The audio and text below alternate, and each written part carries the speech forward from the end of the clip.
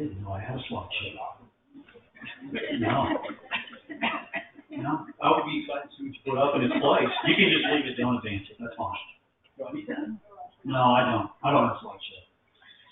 Okay, so a couple of years ago, I'm working in an investor in utility, and I had a contractor that was putting someone in the hospital about every month. Electric line clearance. Not exactly the safest occupation. And so I have a conversation with this contractor, and I say, tell me, what is it? What's going wrong? Is it something I'm doing? And they said, well, yes, it is. It has everything to do with you. Wrong, right? So that's kind of a dark way to start my 5 minutes, and I'll tell you what that has to do with habitat in less than 5 minutes, I promise. My next conversation is I'm riding with my safety professional, and we're driving down an interstate right away, and I look over and I see wildflowers in areas that aren't mowed. I just love the fact that they're not mowing everything. I just don't understand this fetish we have of mowing everything. And she says, oh, that looks terrible. That looks terrible. I can't believe they're not leaving that. They're leaving that the way it is. They need to mow everything. Wrong. Again, right? So, man, all these people are wrong today. But, you know, I got to thinking, with faults, there also comes virtue. And I don't think we can separate those as people. We all have faults. We all have virtues. We all think we're doing the right thing. And we all doubt we're doing the wrong thing. So, we started thinking about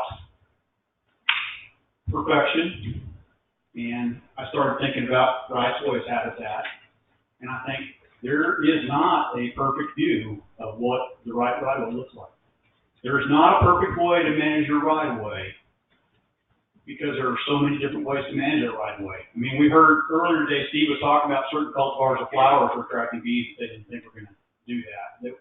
There were annuals that were attracting pollinators that they didn't expect that to happen. So I started to sit down and we looked at our contracting process, and we realized there's a big disconnect between the procurement department and the vegetation management department.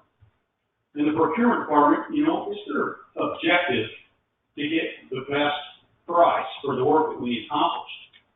And it's our objective to outline the scope of work. And I don't think we were doing a very good job of that. We were saying we want the best price. We want the lowest cost per man hour. We want the lowest cost per equipment. We want the lowest cost per unit. But we weren't really capturing what we're really trying to get out of that. And so one of the other things I heard today was Phil was talking about only 8 out of, 3,000 some odd utilities are the right-of-way stewardship program. There's over 5 million acre miles, which is 21 million acres of right-of-way that I think Eric said the steel toes are the people who are out there leading our charge in terms of protecting our habitat.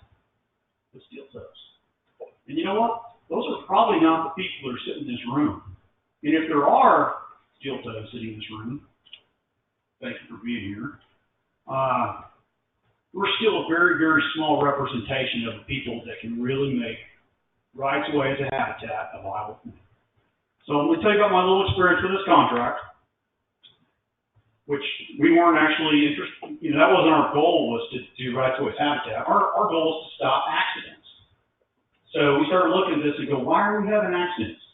It's because we had a 220% turnover rate. By the time we got a guy hired and taught him that the sharp pointy end is the part that goes in the tree, they went off to do something else. And if they stayed till next week and you told them, hey, you got to drink lots of water when it's hot, well, then they were gone the next week after that. And you know what? The foreman in that crew, all he's doing is spending time training this new guy. And then that guy leaves and another guy comes on.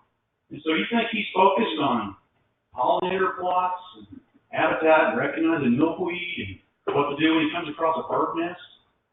No, because he's probably not going to be there for that long either. He's got a very frustrating job. So we sat down with our vendors and say, what do we got to do to fix this? Why are these people leaving? And you know what? We stopped the accidents.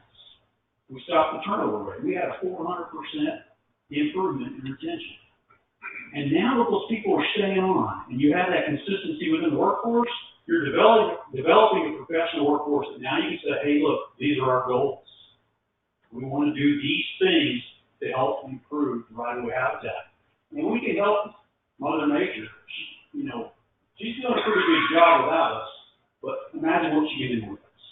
So we can help protect what's already there, just by changing the way that we put that IBM tool out there, just by the way that we apply that IBM tool to the person who's holding it or applying it, through timing or application or location, or just recognizing that, you know, maybe we don't need to treat that particular species of plant. We have some guys who say, hey, you know, I need everything clear 10 feet from the lines. Well, you know, maybe not everything's ever going to get to the lines. So maybe not everything needs to be treated at a certain time of year. So maybe you can put a little window in there where you don't need to treat during that time. But if you can't train these people and create these competencies that they can then build on, share, grow, then you're not going to get any better at that. And you're looking at tens of thousands of workers out there that have the potential. So we may not have a perfect vision of what, she said, we may not have a perfect vision of what right-of-way habitat looks like, and we may not be able to do it perfectly. But if we have lots and lots of people doing it imperfectly, we're going to do a lot better job than we're doing right now. So that's all I have. Thanks.